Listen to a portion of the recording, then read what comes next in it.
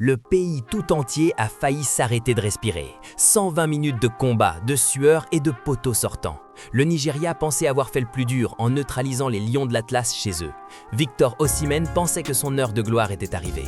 Mais ils avaient oublié un détail. Un détail qui porte des gants, qui mesure 1,92 m et qui possède un sang plus froid que la glace des montagnes de l'Atlas. Yacine Bounou. Ce soir, à Tanger, nous n'avons pas seulement vu une demi-finale de Cannes, nous avons vu une exécution psychologique en direct. Comment le Maroc a-t-il survécu au pressing étouffant des Super Eagles? Pourquoi Osimhen a-t-il été remplacé au pire moment? Et surtout, comment Bounou a-t-il hypnotisé Chukwueze et Onyemaechi? Bienvenue dans l'analyse tactique du match le plus tendu de cette décennie. On va voir pourquoi le Maroc est officiellement intouchable à domicile. Sur le papier, le Nigeria est une machine à transition.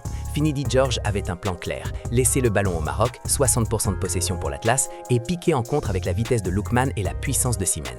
Et ça a failli marcher. Pendant 90 minutes, le Maroc a eu la possession, mais c'était une possession stérile. Brahim Diaz a été pris en étau, Hakimi était surveillé comme le lait sur le feu par Bruno Onyemaechi.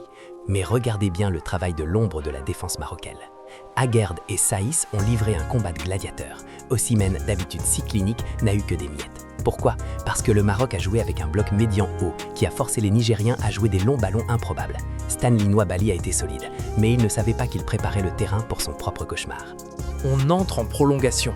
Les jambes sont lourdes. Le Nigeria commence à gagner ses duels. 53 duels gagnés contre 43. C'est là que Walid Regragui montre pourquoi il est un stratège de classe mondiale.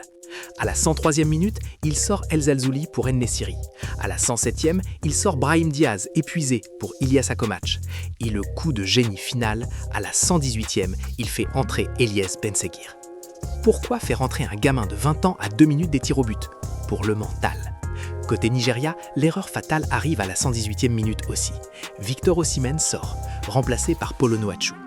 Finidi George mise tout sur la taille pour les tirs au but, mais il retire la menace numéro 1 qui faisait peur à la défense marocaine. À cet instant, Bounou sait. Il regarde le banc nigérian et il sait que le match est à lui. On y est. La loterie? Non. Pour Bounou, c'est de la science. Premier tir, Neil El Ainaoui. Implacable, 1-0. Réponse de Noachou, 1-1. Et là, le tournant. Hamza Igaman rate. Le stade se tait. Tanger devient un cimetière. On se dit que le Maroc va craquer comme en 2019. Mais Bounou s'avance vers Igaman, lui touche la tête et se replace sur sa ligne. Regardez Chukwueze, il tremble, il évite le regard de Yacine. Tire à gauche, arrêt de Bounou. C'est le déclic. Benseghir transforme le sien avec le sang-froid d'un vétéran. 2-1. Le chef-d'œuvre arrive sur le tir de Bruno Onyemaechi.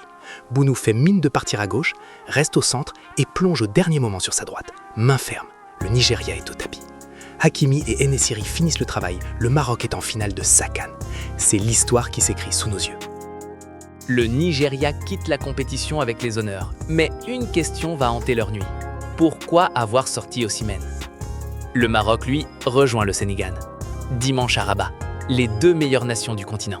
Le duel Mané vs Hakimi, Bounou vs Mendy. C'est le climax absolu. Le Maroc a l'avantage du terrain, mais le Sénégal a l'expérience des finales. Dites-moi en commentaire, est-ce que Bounou est officiellement le meilleur gardien de l'histoire de la CAN après cette séance?